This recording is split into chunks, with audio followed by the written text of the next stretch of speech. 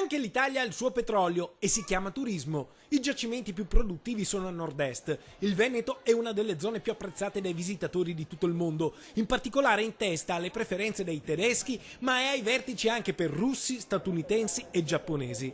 Peccato che ci sia una dispersione di ricchezza. Ogni 100 euro di spesa dei turisti stranieri, solo 57 euro restano in Italia, mentre 43 tornano all'estero, ai tour operator e ai vettori stranieri. Follia per Federalberghi, l'ennesima occasione d'oro sfruttata a metà.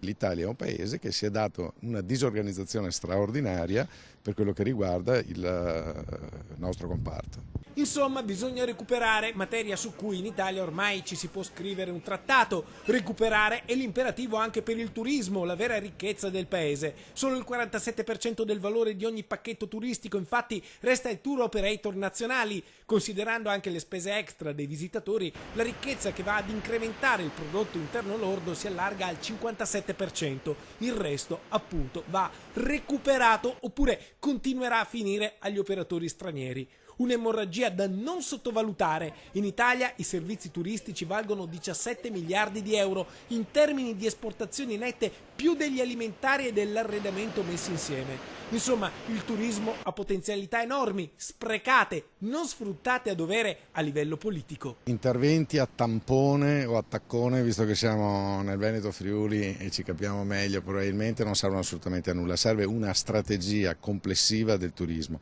Il Veneto turistico ha diverse carte da giocare, città d'arte, lago, dai monti al mare fino al delta del Po. C'è tutto per incrementare l'economia del nord-est, ma c'è bisogno di politiche che siano anche politiche di impresa. E questa è la sfida che Federalberghi lancia al governo, a cominciare da subito, da oggi, a cominciare dal Job Act, perché nel settore turistico il lavoro atipico è tipico, la stagionalità è intrinseca.